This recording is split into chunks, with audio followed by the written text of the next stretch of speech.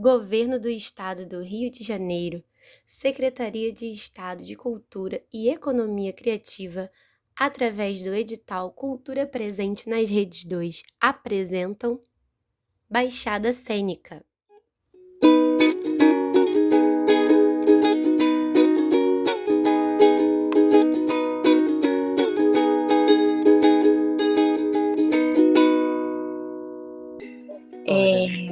Vou pedir para você se apresentar para a gente. Quem é a Claudina Oliveira, por favor? Então, é com muita alegria que eu me encontro aqui falando para o Baixada Cênica, para a Maiara, para a Raíssa, Letícia. E, enfim, eu sou atriz. Eu comecei meu trabalho como atriz no ano de 1998, nas coxias do Sesc Nova Iguaçu. Era um curso de iniciação às artes cênicas. E era uma turma de 88 pessoas e foram criadas várias dificuldades para, no final, montarmos um espetáculo com 13 pessoas. E próximo à estreia, que seria no Sesc Nova Iguaçu, uma temporada de 4 semanas, 4 finais de semana, o Sesc mudou a política cultural e nós fomos praticamente expulsos do Sesc. E assim eu fui obrigada a me tornar produtora cultural na marra, porque nós não desistimos do nosso sonho. Quando se faz teatro, assim, amador, você é muito apaixonado. E nós fizemos na Garra, num espaço totalmente inusitado, que era o cinema ali no Iguaçu Center. Alguém conhece o Iguaçu Center, em Nova Iguaçu? Quando terminava a última sessão, que era às 10 da noite, na verdade, terminava às 9h30. Nós entrávamos com os nossos apetrechos, com os nossos figurinos, nosso cenário, e encenamos ali uma adaptação de Noite de Reis, de William Shakespeare, que se passou a se chamar Sinfonia dos Amantes. O nosso processo foi de 2 anos ali nas coxias. Acredito que nós tivemos o suprassumo da iniciação teatral, porque nosso professor tinha uma excelente formação, o Lino Roca, que hoje é o gestor do Baixada em Cena. E ele levou consigo uma preparadora corporal, uma preparadora musical, uma especialista em Shakespeare. Nós tínhamos todos os profissionais assim, super gabaritados para nos preparar para esse momento. E assim nós estreamos na marra, com muita garra, no projeto chamado Cinema Vira Teatro, ali no Iguaçu Center, no ano de 2000, acredito. Acho que foi no ano 2000 que nós estreamos ali. E foi assim que começou minha carreira de atriz e produtora.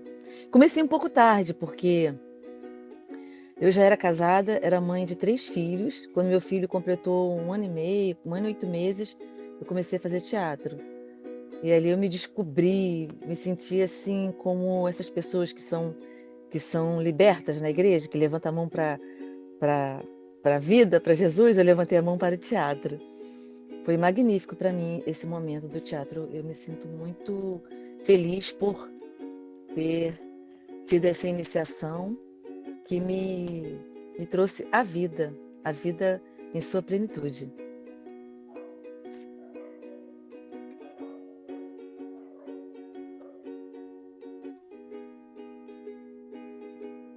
Nossa, que legal saber que um pouco mais sobre essa trajetória e como você começou. Você falou um pouco de como você começou e da sua história com as artes cênicas. Eu queria saber como que foi a sua história, como que acontece a sua entrada no Encontrarte e o que você tem para compartilhar com a gente sobre. Então, eu mergulhei de cabeça no teatro e, coincidentemente, naquele mesmo período, eu comecei a fazer um curso de repórter comunitário pelo Centro de Direitos Humanos. E É como se hoje eu tivesse ganhado um curso de social media. E eu pude aprender como divulgar nosso trabalho cultural. Então, nosso grupo ficou muito conhecido, nós ganhamos espaço de divulgação em todos os jornais da Baixada Fluminense. E mesmo sendo expulsos do SESC, nós conseguimos voltar e sermos um dos queridinhos do SESC. Então, tinha outros grupos que faziam algum movimento. Teve o primeiro grupo que se formou lá no SESC, que foi o Teatro Os Andarilhos. Tinha um outro grupo muito conhecido aqui também em Nova Iguaçu, que era a Companhia Teatral Multiface. Esses eram os principais grupos da Baixada Fluminense, assim, da nossa cidade, mas que tinha bastante divulgação, porque os Andarilhos eram um grupo que viajava o Brasil todo participando de festivais, ganhava vários prêmios, excelente trabalho de Clau, lindíssimo trabalho, belíssimo. A Multiface, além do curso de teatro, eles também davam um curso de interpretação para a TV, e eles tinham uma relação muito estreita com a mídia local, eles estavam sempre saindo no jornal. Então, o meu grupo, que é um grupo que surgiu das coxias, ficou assim equiparado com esses outros grupos que tinham uma outra importância, cada grupo com a sua importância. E percebemos que precisava ter um movimento de teatro na cidade, na região, porque o SESC tinha acabado de ser inaugurado e poucos grupos da Baixada, na verdade, o único grupo que se apresentou lá e teve espaço foi o Teatro Os Andarilhos, quando estreou o primeiro espetáculo. A Viagem de Pedro o Afortunado. E todos os espetáculos que nós assistimos lá vinham de fora. Até que veio um festival para cá, que é da FETAERJ, que tem o prêmio Pascoalino. Aí nós conhecemos, esse festival é fantástico. Ele é um festival que acontece anualmente, durante 10 dias. Os grupos ficam hospedados dentro do festival, esses 10 dias, assistindo todos os espetáculos, tendo que comentar, tem oficina integrada, tem as oficinas de preparação corporal, vocal e tudo. E a gente vive respirando teatro, e eles se hospedaram ali no Centro de Direitos Humanos, ao lado do SESC. E aí nós tivemos um contato direto com eles, participando de tudo. Participar do Festival da FETAERJ é como você está fazendo uma universidade teatral. Você aprende muito, porque você assiste os espetáculos, você ouve as críticas dos jurados, e você pode opinar, e você interage com os grupos, participa das oficinas. É um festival magnífico, que faz parte da Federação de Teatro Associativo do Estado do Rio de Janeiro. E aí eu comentei com o diretor na época dessa federação, se ele podia fazer esse festival aqui da Baixada, porque a gente não tinha oportunidade de ensinar dentro do próprio SESC, que era a nossa casa. Ele falou, por que vocês mesmos não se organizam e fazem? Aí eu e o Thiago Costa, que é meu sócio atualmente, levamos essa proposta para o Lino, que era nosso mentor, né? Aí nós fomos conversando, nos articulando. Inclusive, a primeira reunião para tratar disso foi na minha casa, no terraço. Lá tinha um terraço. E foram 10 grupos que se reuniram, pensando. Tivemos muitas articulações, mas apenas 3 se fortaleceram nesse propósito, procurando pessoas influentes da cidade, como o prefeito, a CDL, Câmara de Diretores Lojistas de Nova Iguaçu, o SEBRAE.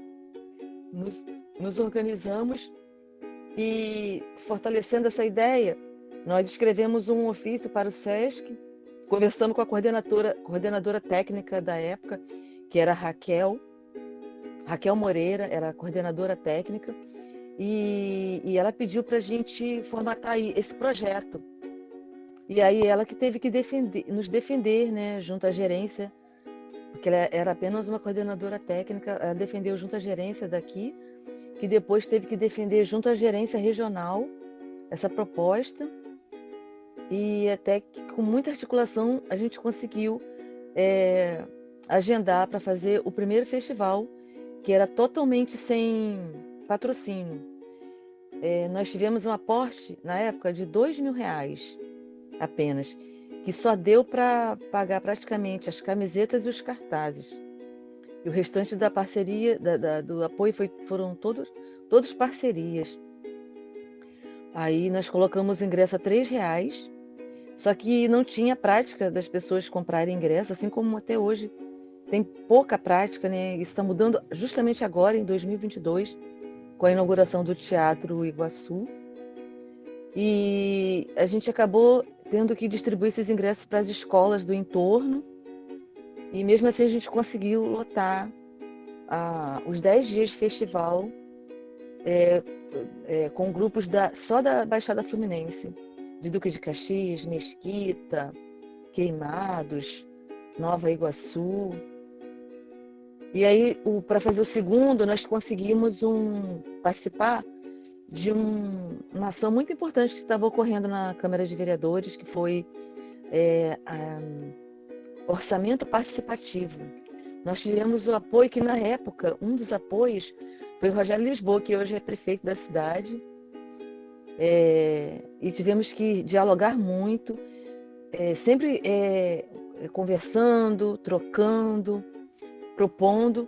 Aí a gente conseguiu um orçamento participativo de R$ 70.000 para realizar a segunda edição. No primeiro a gente não tinha nenhum patrocínio, no segundo a gente teve esse orçamento, esse recurso, né, vindo dessa proposta da prefeitura, que eu acho que nunca mais aconteceu.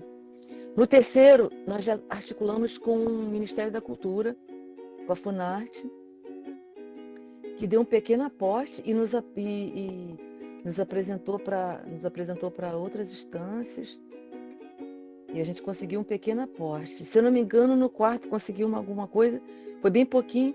Aí, se eu não me engano, no quinto ano que a gente conseguiu o patrocínio da Petrobras, não tenho certeza. Acho que foi no quinto. Também foi um pequeno patrocínio. E foi assim que a gente foi galgando. As 3 ou 4 primeiras edições eram com grupos só da Baixada. Só que os grupos, eles estavam acostumados a fazer espetáculos para a escola. E na segunda, terceira, quarta edição, não dava tempo deles preparar um espetáculo bacana para a gente, para o festival. A gente tinha determinado que os espetáculos tinham que ser inéditos. Então, a qualidade dos espetáculos caiu um pouco. E o nosso patrocinador chamou um pouco a nossa atenção. Sugeriu que nós abríssemos mais para outros, para o Rio de Janeiro, sabe? Os grupos que participaram conosco na primeira, segunda, terceira edição, eles estavam acostumados a fazer teatro para a escola. E aí, eles passaram a produzir espetáculo para o festival. Só que não dava tempo, porque teatro é processo. Um bom espetáculo, ele leva, no mínimo, 4, 6 meses para você ter um domínio bacana para apresentar, fora a questão da pesquisa, né, de visagismo, de uma série de detalhes. Aí a qualidade caiu um pouco. Aí nós tivemos aconselhamento para abrir o festival para o Rio de Janeiro. Aí nós abrimos o edital para todo o estado do Rio de Janeiro, e aí passou-se a ter uma cota para a Baixada Fluminense. Porque a gente, como nós estávamos sendo patrocinados, precisava ter uma qualidade melhor dos espetáculos para apresentar, né? Tinha que ser algo à altura. E embora da Baixada Fluminense, eu tive acesso à informação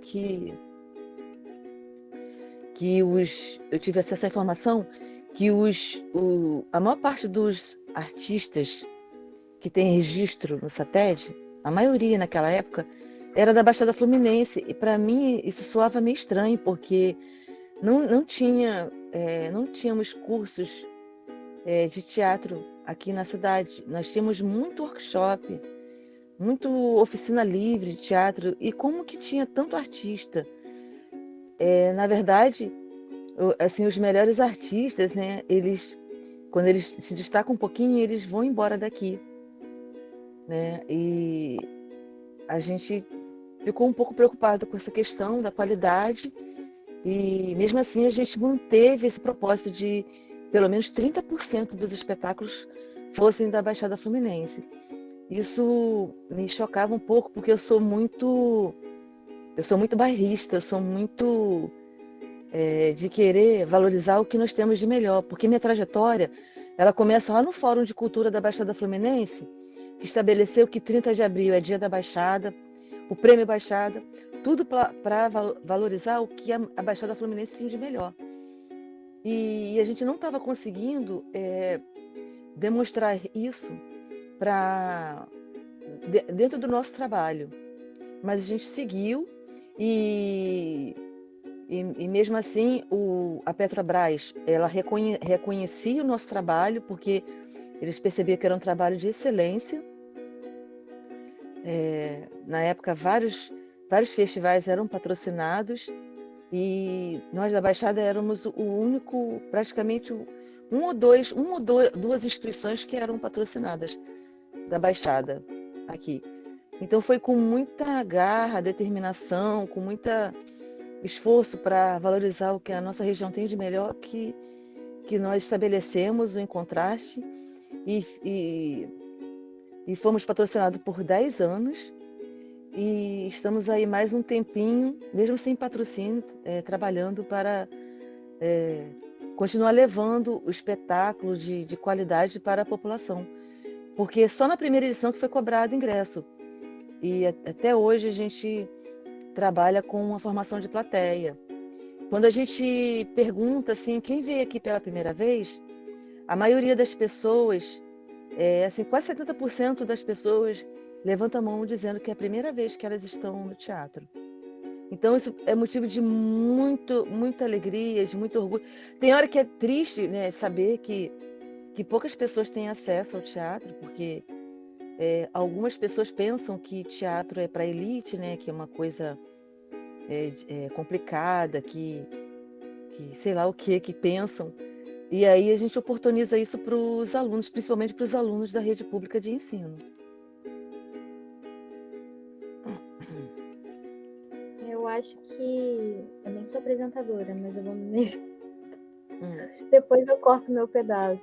Mas toda a história de vocês casa muito com a nossa proposta do podcast, que é falar sobre a importância do teatro na Baixada, de valorizar os nossos artistas, de trazer visibilidade para as coisas que são feitas por aqui e para aqui. E eu acho demais, assim, eu acho incrível a história de vocês, a sua, como Claudina também. E queria pontuar isso. Eu mesma, você comenta que pergunta, pede para as pessoas levantarem a mão. E eu mesma só fui ao teatro pela primeira vez em 2017. E eu sempre morei em Nova Iguaçu. Fui ao teatro pela primeira vez com 18 anos. Quando eu entrei no curso de produção cultural em Nilópolis, no IFRJ, que eu comecei a conhecer as companhias de teatro que tem por aqui, as escolas de teatro, e para mim foi um susto, porque a gente não sabe o que está acontecendo dentro do nosso próprio território. E é muito importante a gente saber, a gente conhecer e a gente valorizar. Mas aí eu vou passar a palavra para a apresentadora. Pode falar. Então, Letícia, imagina você, quando eu me ingressei no mundo cultural da nossa região, tete a tete, porque eu tinha essas informações pelos jornais. Eu lia muito jornal e eu lia as colunas e eu via algumas notinhas falando de atividades culturais e tal, mas eu tinha a mesma impressão que essas pessoas que eu descrevi há pouco tempo, que achava que era para elite, que era caro, que era inacessível, e não ia sempre. Às vezes eu ia no Sesc, o Sesc nem era aqui, não era inaugurado, era lá no centro, numa salinha, no 8º andar, em cima, ali do lado da Americana tem um prédio de 8 andares, era lá no 8º andar, o Sesc. eu ia lá na biblioteca, eu gostava, era rata de biblioteca e tal. Então eu tinha conhecimento das coisas pelo jornal, eu ia a lançamentos de livro na Cine, que é também nesse beco aí que tem do lado da Americana, ia no Sesc lá no 8º andar, tinha exposições na Caixa Econômica, tinha muita exposição de artes plásticas. E aí foi pelo jornal que eu soube de um seminário,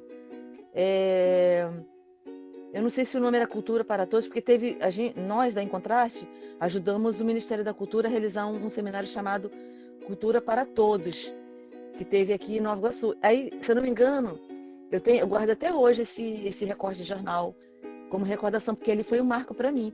Quando eu fui nesse seminário, que foi lá no SESI Caxias, organizado pelo governo do estado do Rio de Janeiro, eu fiquei, assim, como você descreveu aí, embasbacada com a potência criativa da região, porque tinha cineasta, tinha historiador, tinha atores, tinha músicos, tinham vários artistas. Eu fiquei assim encantada, a Baixada é tudo isso, é tudo isso. Aí eu já fiquei ali apaixonada, porque foi logo depois, por ali que foi pensado, sugestionado de ter um fórum de cultura da região, se eu não me engano. Isso aconteceu em 1999. Aí, quando foi no ano 2000, em dezembro do ano 2000, teve o seminário Quem é Quem na Cultura da Baixada, que se estabeleceu o Fórum de Cultura da Baixada, que idealizou o 30 de abril, que é uma lei estadual, e logo em seguida o Prêmio Baixada. Assim, é emocionante você descobrir essa potência. E quando a gente começou o festival, a gente começou com 10 grupos. E depois foram surgindo outros, muitos pereceram, e surgiram outros, e surgiram outros. E nosso trabalho motivou que outros grupos se ressurgissem ou que surgissem. Porque, por exemplo, tinha o Festival de Queimados, que existia antes, que retomou o Festival de Caxias. E o de Queimados, se não me engano, era Festival de Inverno. E tinha um Festival de Caxias, que era um festival nacional, que estava parado há muito tempo. Eles se animaram e retomaram isso. E assim, agora, na Baixada, porque parou, né, por conta da pandemia, mas tem o Festival de Queimados, que depende de patrocínio para prosseguir. Tem o Encena, né, do Lino, que até ganhou o Prêmio Shell. Tem o de Caxias, que de vez em quando acontece. E agora nós temos também o lá de São João Meriti, que é cenáculo. Vocês já ouviram falar? Então, é muita potência criativa, é muita potência, só que precisa ter um olhar para a formação, porque quando a gente quer uma formação, a gente tem que ir para o Rio, né? Tem poucos cursos aqui, os poucos que tem são cursos livres ainda. Então, aproveitando, né, que você falou sobre toda essa questão da visibilidade da Baixada Fluminense, qual é a sua visão sobre as artes cênicas dentro do contexto da Baixada? Olha, eu vejo assim que é uma galera muito determinada e que faz com teatro, faz arte, você está falando das artes cênicas, com sangue nos olhos, né? As artes cênicas compreendem a dança, o circo e o teatro. No teatro, a gente se encontra quando a gente consegue fazer um curso ou quando a gente consegue se enturmar, formar um grupo que vai experimentando, esses grupos que fazem roda de leitura. Na dança, nós temos as escolas de dança, as academias, que já tem um mercado, assim, não sei se eu não gosto de usar esse termo, mas que já tem um direcionamento que você faz o curso, aprende uma técnica e no final você apresenta um trabalho que é levado para um local geralmente alugado, que se vende ingressos e você compra seu figurino. E quando se inscreve em festivais, você ajuda a pagar a inscrição para participar. É mais ou menos por aí. Tem que ter garra, porque se não tiver alguém que banque você, você tem que se virar, né, para comprar o seu figurino, para ajudar a comprar fazer a inscrição. O pessoal do circo é um pessoal que geralmente busca formação fora daqui, porque aqui acho que não tem formação para o circo. O pessoal geralmente faz no centro do Rio, às vezes traz algum profissional para dar um workshop, reúne um grupo de 10 pessoas e com isso... Então, eu percebo que é uma galera com muita garra e determinação, porque não tem incentivos, né? Agora que você vê alguma coisa como a Casa de Cultura tem curso de teatro de forma gratuita, e mesmo assim você ainda vê pessoas com dificuldades, porque tem deslocamento, às vezes a pessoa não tem nem o dinheiro da passagem, às vezes se quer uniformizar colocando uma camiseta, não tem dinheiro nem para comprar uma camiseta. Então são alguns percalços que dificultam, mas a galera tem uma garra e uma determinação tão forte, tem isso como um sonho, sabe? E busca de todas as formas se especializar. Eu conheço muitas pessoas que têm vontade de ter um grupo de teatro para poder montar um espetáculo. E aí, quando você consegue pouco espaço, porque o SESC, por exemplo, trabalha muito com a questão assim, profissional, você tem que ter um CNPJ para se inscrever, tem que estar associado a alguma instituição, né? O SESC seria o melhor lugar para se apresentar. A Casa de Cultura de Nova Iguaçu é muito concorrida, então realmente o cenário que eu vejo assim, de muita garra, de muita luta, de determinação, porque a gente vai ter muita dificuldade, vai ter muitas pedras no caminho, sabe? É uma paixão que move essas pessoas para praticar a arte de um modo geral. Mas como você fala das artes cênicas, né? O pessoal do circo, por exemplo, eles fazem muito trabalho fazia, porque agora é proibido, né? Nos trens, eles fazem nas ruas, já se organizaram para fazer mini mostras. É tudo assim de muito voluntarismo, né? Até hoje, engraçado que o teatro é uma coisa assim, praticamente para as elites, porque as pessoas que valorizam são as pessoas que entendem, que estudam, e aí o ator, o dançarino, o palhaço, ele se prepara muito para entrar em cena. Como eu falei anteriormente, para você ter um bom espetáculo, você tem que ensaiar pelo menos 4, 6 meses. Eu considero que o processo deve durar pelo menos 6 meses para você se sentir mais confortável. A não ser os grupos muito profissionais que montam espetáculos aí em 3 meses. Aí você tem todo um processo, né, de ir e vir. Aí tem a questão do cenário, do figurino que se gasta, né, que é toda uma cadeia produtiva envolvida, né, o costureiro, o cosmético, que você tem a maquiagem, tanto para o ator, para o clown, para o dançarino, a compra de tecido, a costureira que costura, tem o visagista que idealiza aquele cenário, aquela maquiagem, toda aquela proposta, o iluminador, o diretor, quando é um bom trabalho, tem preparador corporal, preparador vocal. Quando você estuda uma linha específica, você tem que ter um preparador para te dar embasamento de certos teóricos do teatro. É todo um processo. E quando você vai cobrar ingresso, as pessoas não querem pagar, elas acham caro ou ficam pedindo cortesia.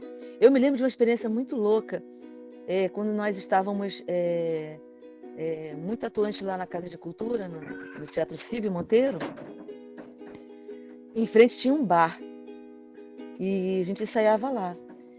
Aí a gente ficava ensaiando. E quando estava em vias de estrear, alguns colegas muitos frequentavam o bar que era em frente, agora foi Caixa Econômica, agora virou uma clínica, parece. Aí quando a gente oferecer para essas pessoas o ingresso, né, porque não tinha patrocínio, as pessoas pediam cortesia. até as pessoas que são da área da cultura, às vezes ela não reconhece o trabalho, ela não percebe que para pisar no palco tem todo um processo, que você comprar o ingresso, você está valorizando esse trabalho, entendeu? Então, o cenário é esse, de muita luta, de muita garra, determinação, é uma paixão, é um sonho que se realiza, assim como muitos sonhos, mas o teatro é uma coisa assim que, porque assim, não é um sonho qualquer, assim, de comprar um iPhone. Te realiza. O teatro é libertador, ele tem uma influência muito importante na nossa psique, no nosso sentir, no modo de ser no mundo. Como eu falei antes, para mim o teatro foi libertador. Eu me senti uma pessoa muito oprimida. Muito oprimida. Eu tinha complexos e tal. E aí, no teatro, eu passei a me conhecer. Eu percebi que eu não era a vítima do sistema. Eu era um ser que era influenciada e que influenciava também. Então, é uma mistura de um monte de coisas, de um monte de sentimento, um monte de realidades, de verdades. São várias descobertas e ainda essa vontade de transmitir para o público a verdade da sua personagem. Então, esse cenário das artes cênicas na região é como eu me lembro de um personagem da literatura, que eu me esqueci o nome e eu vou lembrar daqui a pouco. É quase uma utopia, sabe? Você fica querendo realizar, e às vezes você morre e não realiza, porque você pensa que o melhor trabalho é o próximo, como dizia Charlie Chaplin.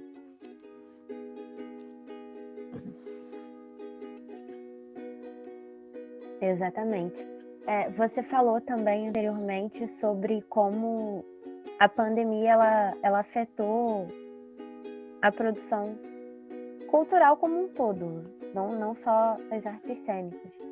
Mas eu queria que você comentasse como foi para você, como pessoa e como artista, passar por esse período pandêmico. Quais as oportunidades, se você vislumbrou alguma oportunidade, qual foi a dificuldade que você teve também? Conta um pouco pra gente. Então, nós já estávamos passando por uma dificuldade, porque, se eu não me engano, foi em 2018 que nós tivemos o último patrocínio, 2018 ou 2019, que nós tivemos o último patrocínio, se eu não me engano. Se foi em 2018, em 2019, nós só tivemos o apoio do SESC, que contratou os espetáculos, e nós fizemos o festival de forma gratuita. Se eu não me engano, foi isso.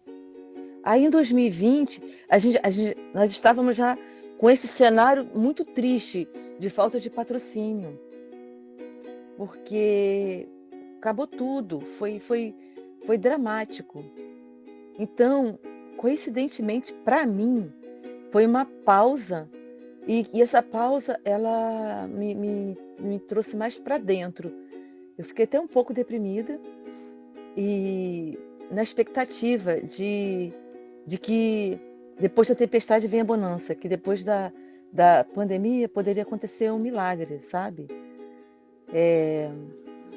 Aí eu via as pessoas muito tristes, depressivas, porque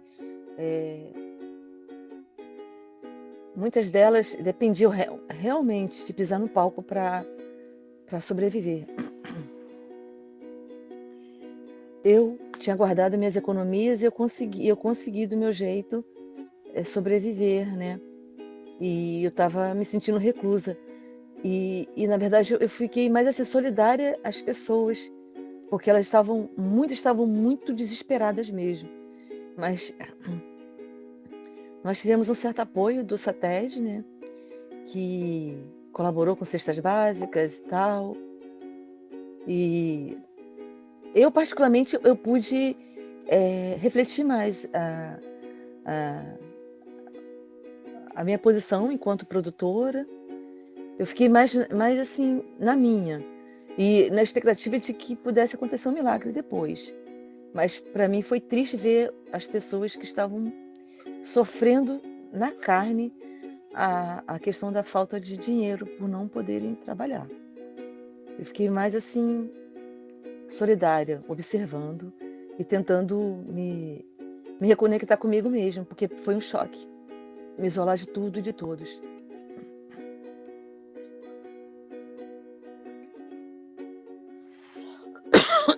Nossa, eu nem imagino, né? Porque também com todo o seu trabalho, toda a rotina, eu só tinha respondido, Claudina, você dizendo que eu nem imaginava como, né, a questão do SUS mesmo da pandemia, porque para o mundo, né, e para você também, com certeza, de acordo com a sua rotina. E agora, eu vou perguntar para você como está sendo a rotina de volta às atividades no contexto pós-pandêmico, né? Então, eu tenho que te contar que aconteceu coisa muito legal. Se eu não me engano, em 2018,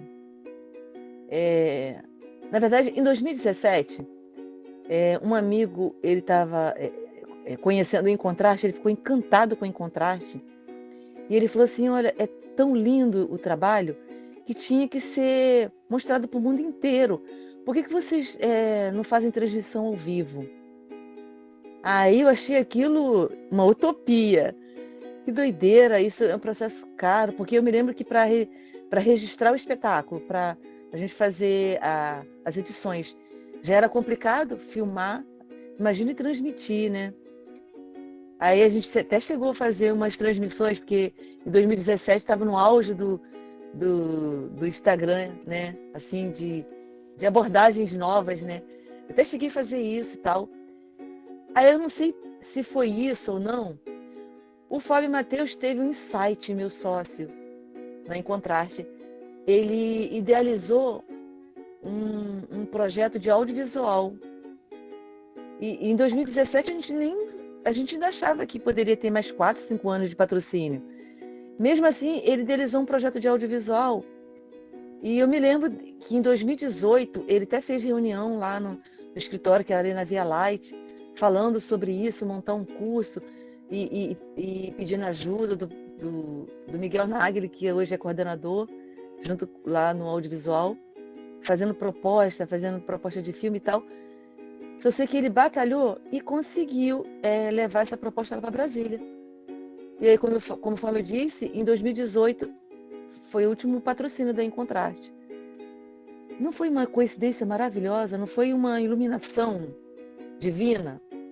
O Fábio ter batalhado para escrever um projeto de audiovisual, porque justamente durante a pandemia, quem estava preparado para o audiovisual é que se deu bem, né? E aí, para a gente foi incrível, porque em 2020, quando nós íamos inaugurar o audiovisual, aconteceu a pandemia. Aí ficamos de stand-by, e aí, quando termina a pandemia, até um pouquinho antes, a gente começa a trabalhar com o audiovisual. E é isso que está impulsionando agora a instituição Encontraste. A Encontraste começa com um festival de teatro, e por conta desse trabalho, ao longo dos anos, nós desenvolvemos vários projetos. Nós fizemos mostra de artes integradas, que é a Encontraste, e aí, Encontraste Artes Integradas. Fizemos exposição de livros, exposição de artes plásticas, exposição virtual. Fizemos mostra de dança no shopping Nova Iguaçu, Shopping da Pedreira. Fizemos mostra de corais. Fizemos festival de comédia, tanto lá no Shopping Nova Iguaçu como no Top Shopping.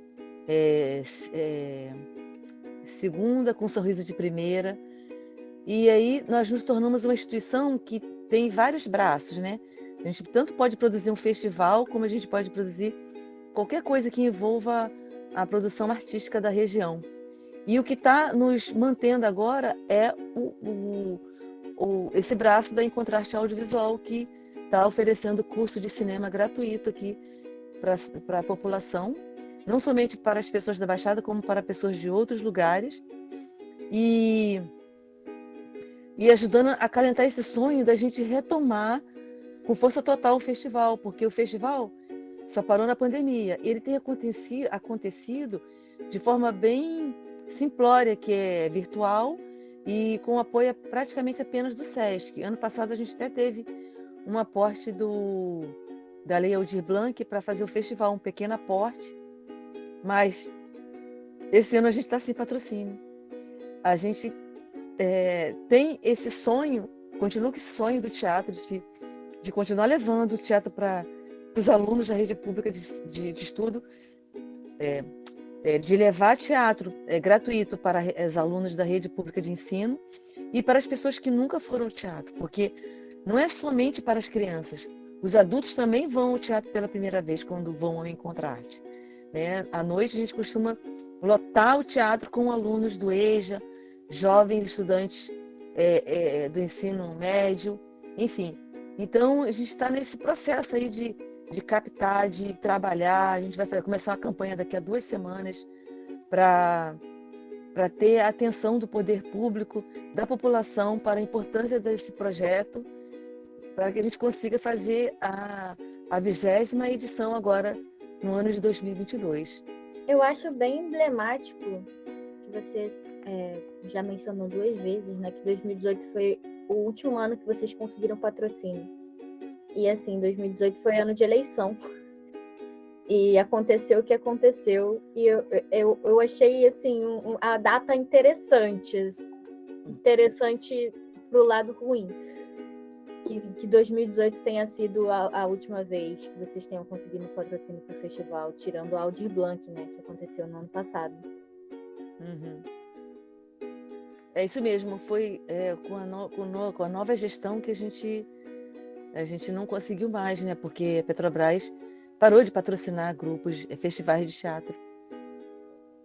Péssimo. Tem isso tem que eu ia falar. Acho, se eu não me significativo. Engano, eu não sei se foi exatamente em 2018 que saiu, mas chegou a sair um comunicado mesmo da própria Petrobras falando que não patrocinaria mais grande parte das iniciativas que ela patrocinava. Eu acho que eles continuaram com pouquíssimas coisas. Reduziu muito. Eu voltei a ver, porque tinha muito aqueles concertos da Sinfônica da Petrobras, e eu comecei a ver isso de novo agora. Eu não sei se calhou de ter parado com a pandemia também, ou se eles de fato ficaram sem patrocinar basicamente nada de 2018 para cá. Reduziu drasticamente o patrocínio. Esse ano, por exemplo, não teve nenhum edital para festival. Por isso que a gente não conseguiu. Até agora, o festival vai começar dia 23, porque nós já temos uma pauta no SESC, de 23 a 28, e até agora a gente não tem patrocínio. A gente está batalhando muito, muito mesmo. Daqui, no máximo, 2 semanas, a gente vai lançar uma campanha de sensibilização do poder público e da população para a importância desse festival, que vai para a 20ª edição. E tem também o desmonte, né, do Ministério de Cultura 2019. Uhum. Sim. Influencia muito nisso. Viramos uma secretaria do Ministério de Turismo. Pois é. É muito lamentável mesmo. Agora, uma curiosidade, assim, não sei se vocês perceberam, apesar dos pesares, com a Lei Aldir Blanc, muitas instituições, muitos grupos, muitos coletivos que não conseguiam absolutamente nada, conseguiram, né? Isso também, eu fico assim, na dúvida, assim, até que ponto foi de todo ruim, né? Reduziu os grandes eventos, né, os gigantescos eventos, mas, assim, coletivos, grupos conseguiram ter mais visibilidade com o apoio da Lei Aldir Blanc. Eu acho que a Aldir Blanc foi incrível, ela teve um papel muito importante de entrada também dos artistas no mundo dos editais, porque o FOCA, por exemplo, teve 5.000 inscritos, e eu acho que isso nunca tinha acontecido antes na Prefeitura do Rio. Aí eu li uma pesquisa sobre dados de comparação de editais de anos anteriores e agora. Parece que as pessoas se sentem mais abertas a tentar inscrever o projeto delas em editais, porque a Aldir Blanc abriu essa porta de você também pode escrever seu projeto. Que era eu mesma, como estudante de produção cultural, quando eu entrei no curso, eu via os editais como algo muito distante, muito tópico, não, muito difícil, não vou nem tentar. E com a Aldir Blanc, eu era estagiária da Secretaria de Nova Iguaçu, eu vi que eu estava estudando para aquilo, eu tinha que tentar. E aí a gente começou a inscrever em outros editais a partir da Aldir Blanc.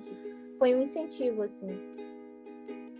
Eu percebi também que por conta do que está acontecendo, muitos artistas se cadastraram no MEI, né?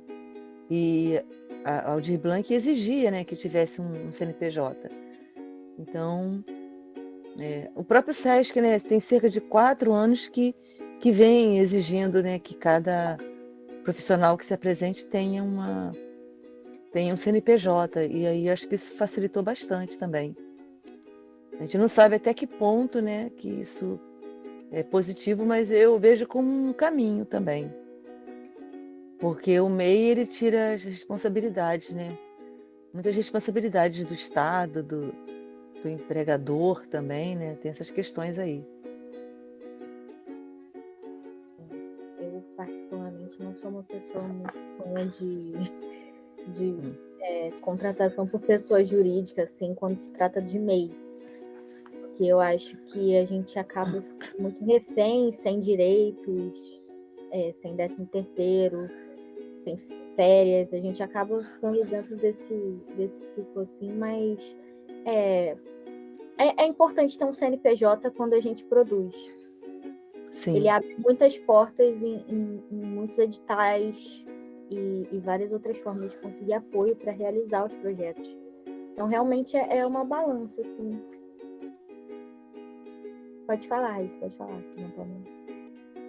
Não, eu ia falar justamente que a Aldir Blanc, ela conseguiu, de certa forma, mostrar que não era tão complicado assim aplicar o dinheiro da cultura para projetos de pequeno porte. Entra como pequeno porte, não chega a ser médio.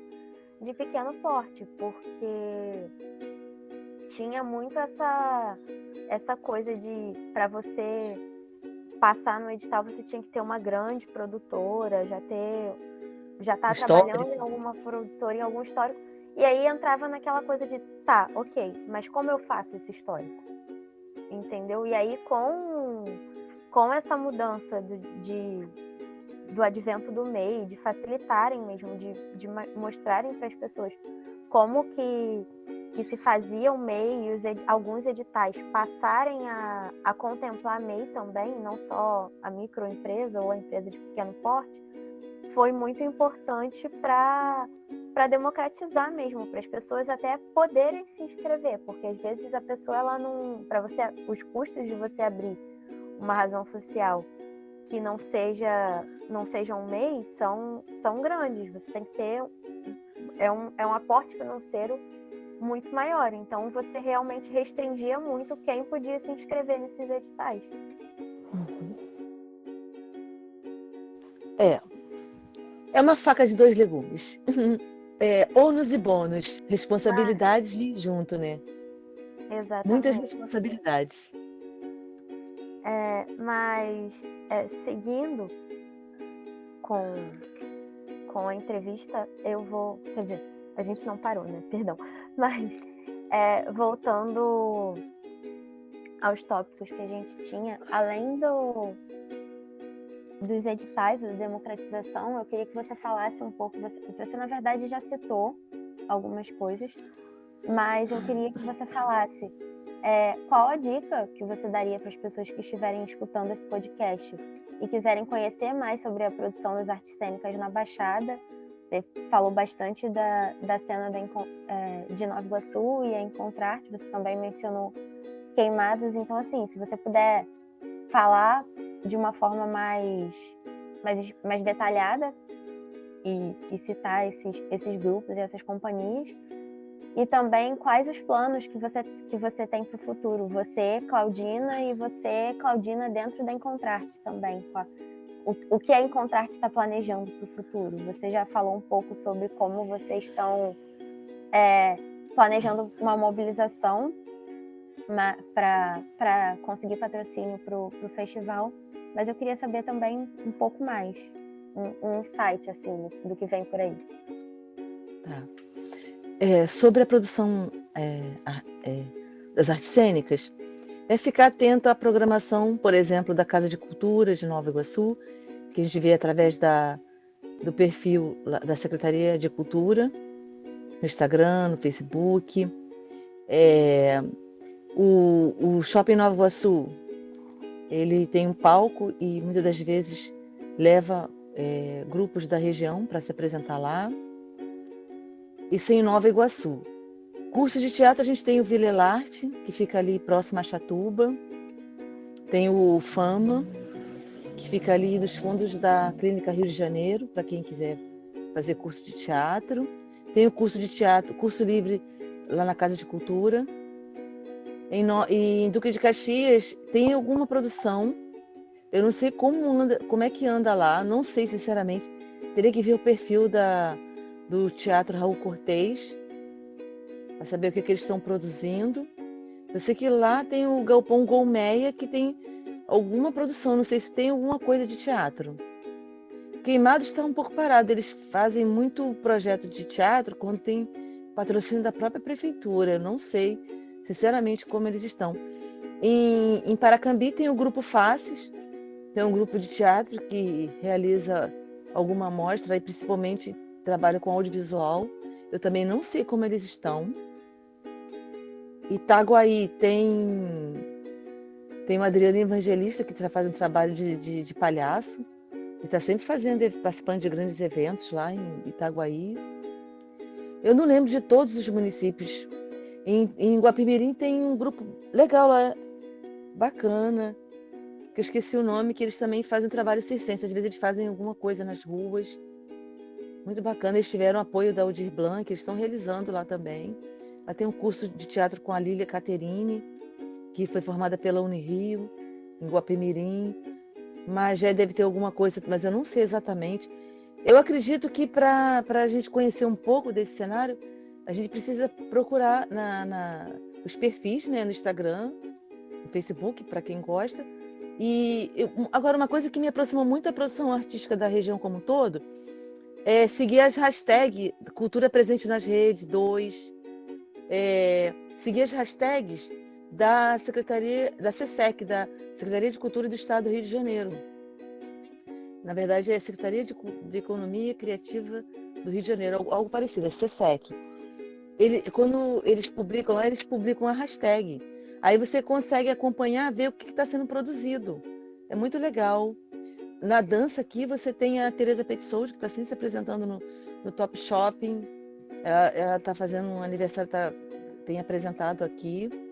Tem a Lorena, que eu esqueci o sobrenome, que ela é muito competente, que faz trabalhos importantes para grandes instituições como a Coca-Cola. Ela está com um trabalho performático lindo no YouTube. Pena que eu não lembro o sobrenome dela agora para te falar. Mas ela ganhou o edital Cultura Presente nas Redes. Trabalho belíssimo de dança, sabe? Lorena Mello. No circo. Hã? É Lorena Mello. Lorena Mello? Isso. Lorena Mello. Eu amo o trabalho dela. No circo, a referência para mim é o Will, palhaço Will. Ele está sempre publicando, está sempre se apresentando em algum lugar. Em São João de Meriti tem a companhia Cerne, Cia Cerne, de teatro. Eles acabaram de montar um espetáculo e estão voltando aí com força total. Nova Iguaçu tem vários grupos de teatro, gente. Tem Vila Elarte, tem a companhia de segunda. Tem alguns grupos que estão indo para o Rio se apresentar.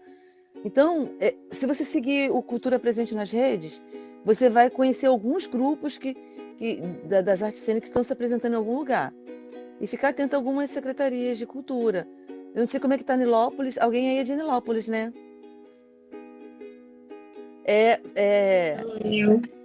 Voltou. Eu não sei se voltou o curso de teatro lá. O Voltou, judeu, né? tá na usina de Voltou. cultura agora. Usina de cultura. Eu acho que a gente tem que procurar. Quem gosta mesmo, tem que procurar se informar nas redes sociais. Tenta pesquisar por nome. Teatro Nilópolis, Teatro Caxias, Teatro Nova Página Iguaçu. do Facebook, até mesmo da prefeitura também, sendo encontrada a usina, tudo. Tem, sim, é um meio, né, eficiente para divulgar mesmo. É assim que eu procuro ficar sabendo, né?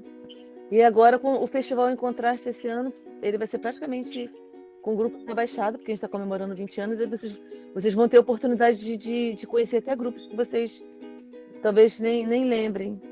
Grupos que participaram lá da primeira edição para estar com a gente. Planos para o futuro. A Em Contraste, ela continua investindo no audiovisual e a gente está batalhando para conseguir patrocínio para essa edição, que vai ser agora de 23 a 28. Eu, Claudina, particularmente, tenho alguns projetos que eu gostaria de implantar na Em Contraste.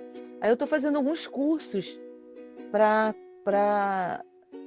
poder apresentar isso melhor para um patrocinador e tal, porque nessa altura do campeonato não dá mais para ficar fazendo tudo na base do amor e da paixão. Então eu tô tentando desenvolver, eu tô me esforçando, tô estudando, tô me preocupando em ter um novo olhar sobre outras coisas para ampliar os braços da Em Contraste. Eu gostaria muito de trabalhar com a produção das artes cênicas, mas a gente não tem como ficar só com isso. Eu acredito que o audiovisual pode me ajudar muito a ampliar, talvez até na questão das artes cênicas. Então, eu mesma estou fazendo alguns cursos que eu não vou falar agora para não espalhar muita as minhas ideias. Spoiler. Mas eu tô me reciclando, eu estou tentando me reciclar. Porque eu ficava muito restrita realmente ao festival, sabe? Eu tenho um grupo de teatro que está parado, que eu gostaria de retomar também. É muita coisa que eu gostaria de fazer. Mas, por enquanto, eu estou me reciclando, fazendo vários cursos.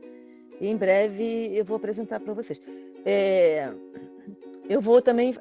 eu ganhei o Cultura Presente nas Redes e eu lancei a ideia de fazer uma palestra sobre a produção literária, porque eu organizei recentemente um livro que mapeia as autoras de livros de Nova Iguaçu.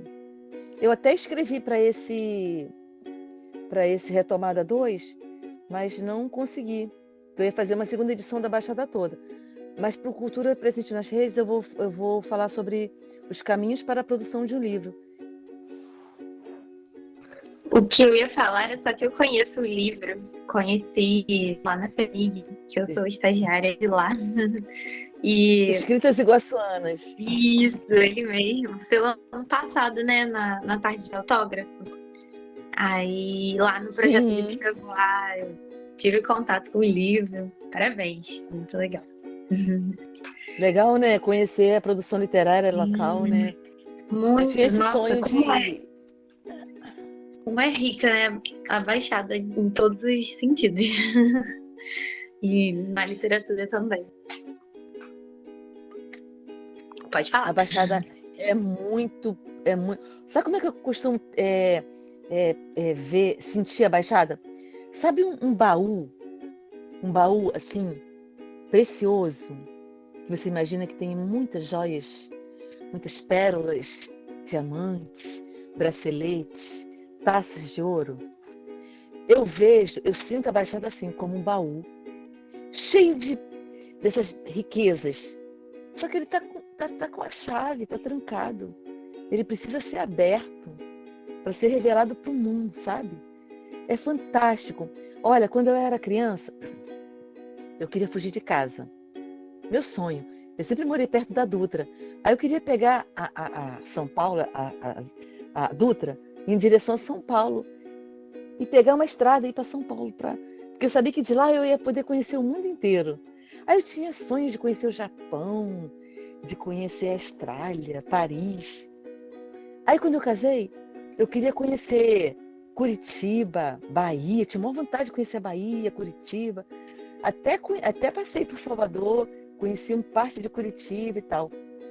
Mas aí, quando eu fui naquele seminário em 1999, eu fiquei, meu Deus, a Baixada é muito rica, é muito próspera, ela é linda, é fantástica. Aí em 2000 eu mergulhei de cabeça na Baixada. Só que no ano de 2005, eu pude conhecer um pouco de Nova Iguaçu. Eu conheci 10 bairros de Nova Iguaçu. São os principais. Nova Iguaçu, naquela época, tinha 12 URGs, que é unidades regionais. Que se fala, não sei o restante da sigla. É unidade regional. Cada município tem as suas unidades regionais. Eu conheci 10 bairros de Nova Iguaçu. Eu fiquei encantada. Eu conheci pelo projeto Nós do Morro, que teve aqui, que tinham lonas culturais nos 10 principais bairros. Olha, foi fabuloso conhecer esses 10 bairros, essas pessoas, porque eu percebi que quem faz o lugar, eu percebi na carne, que quem faz o lugar são as pessoas. E cada pessoa é um universo particular. Aí teve uma época, aí depois disso, eu fui recenseadora por um mês só. Eu não aguentei o tranco. Aí eu comecei a conhecer um bairro. Ó, o gato passou aqui. Eu conheci um bairro chamado Nova América. Outro manancial de tesouros. Olha, por que eu não aguentei o tranco? Porque eu me emocionava a cada entrevista. A entrevista tinha que durar no máximo 1 hora. Eu ficava 3 horas conversando com as pessoas. Eu sou muito apaixonada pelas pessoas. Eu percebo assim um universo fantástico em cada ser humano. E assim, cada vez que eu saio um pouquinho para um universo, eu percebo o tesouro, o valor, a grandiosidade. Eu não entendo por que a Baixada, que é essa relíquia toda, ainda não é mostrada para o mundo, não é reconhecida. Então, todos os meus projetos, eles trabalham com essa questão, né? Eu comecei lá com o Fórum de Cultura, aí eu ajudei a construir o 30 de abril, Dia da Baixada. Eu ajudei a produzir o Prêmio Baixada por 16 edições. Eu ajudei a fazer o primeiro, segundo e o terceiro Miss Baixada, que foi para a Rede Record.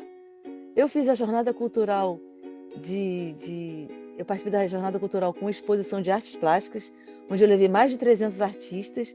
E essa exposição está no YouTube. Se você procurar lá, 4ª Jornada Cultural no YouTube, você vai ver um manancial de artistas plásticos da região que pintam seus quadros e ficam guardados em casa. Idealizei o projeto Autores e Livros da Baixada, que na última catalogação tinham 350 autores.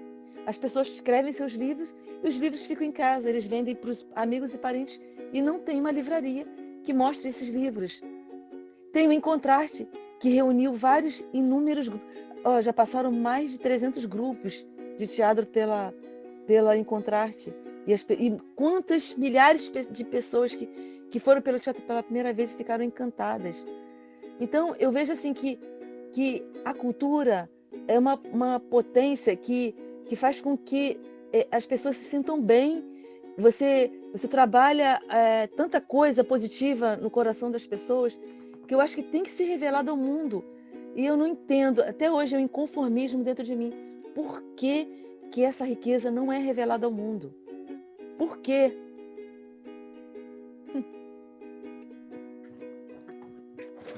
Esse inconformismo acho que é de todas nós aqui, né? É isso mesmo. Mas que aos poucos, né? Estamos aqui para isso.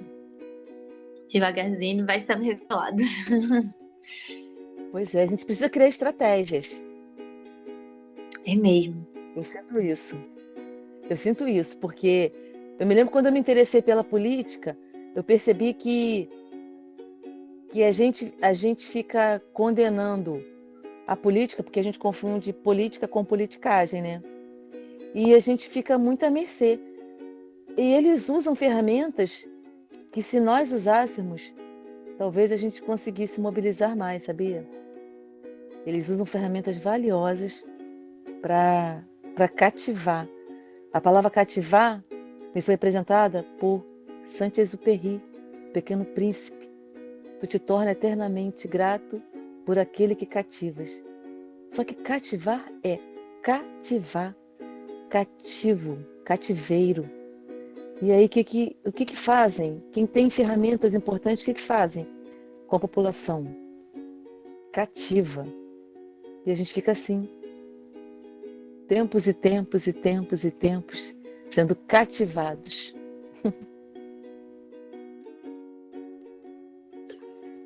É preciso cativar com a nossa arte, com o nosso olhar de transformação.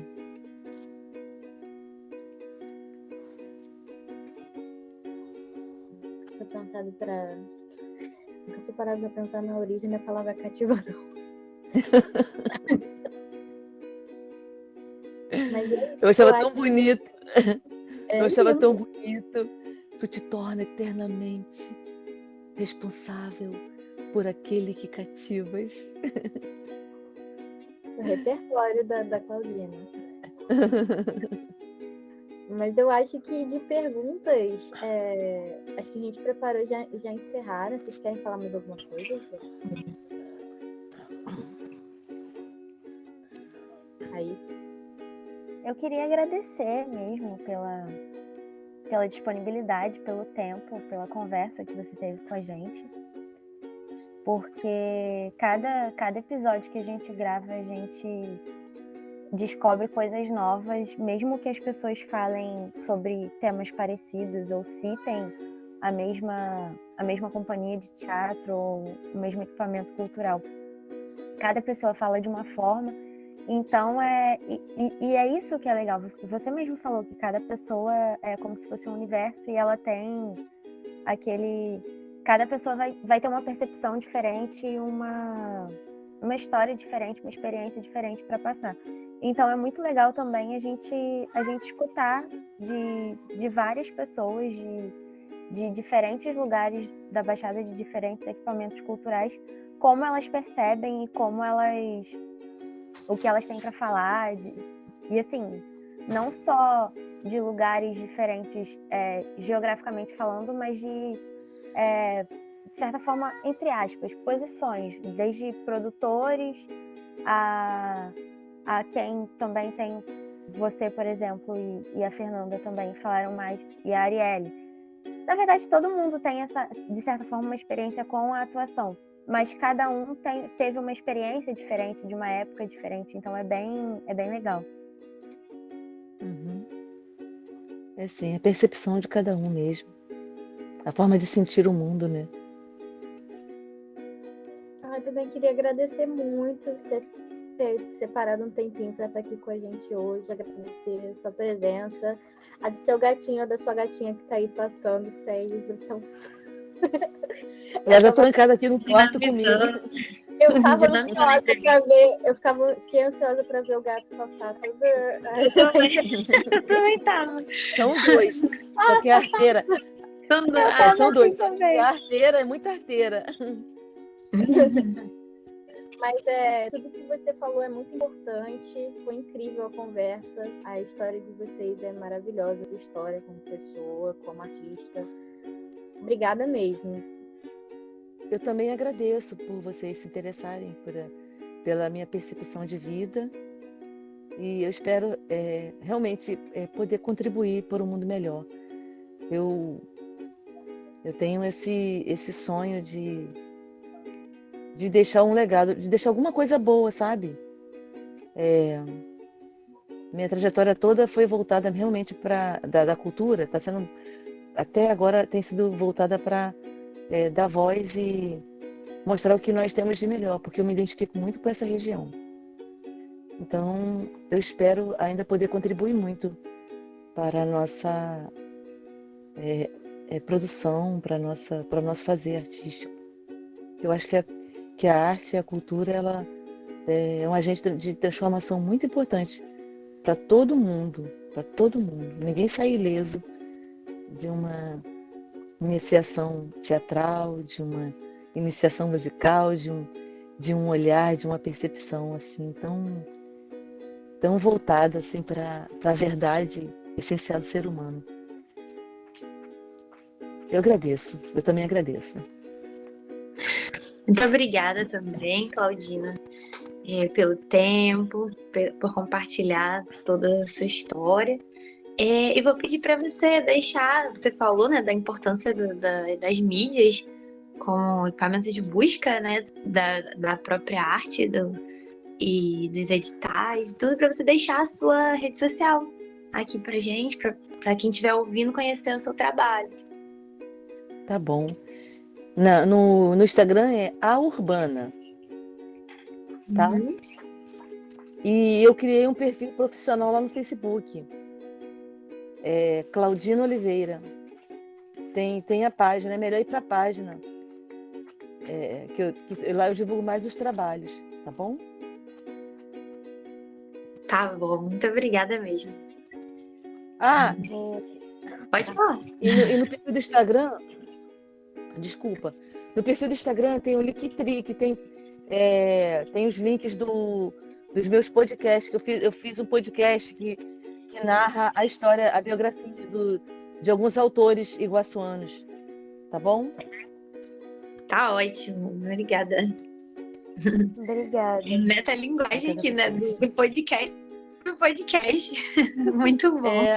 Mas são narrativas que eu fiz para contar a história dos autores daqui da nossa cidade, tá bom?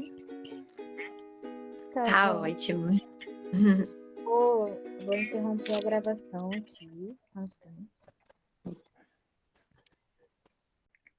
Então, galera, se vocês gostaram do podcast e quiserem saber um pouco mais sobre o que está rolando na Belacqua, basta seguir a gente no Instagram, @coletivo_belacqua, sem ponto, sem nada.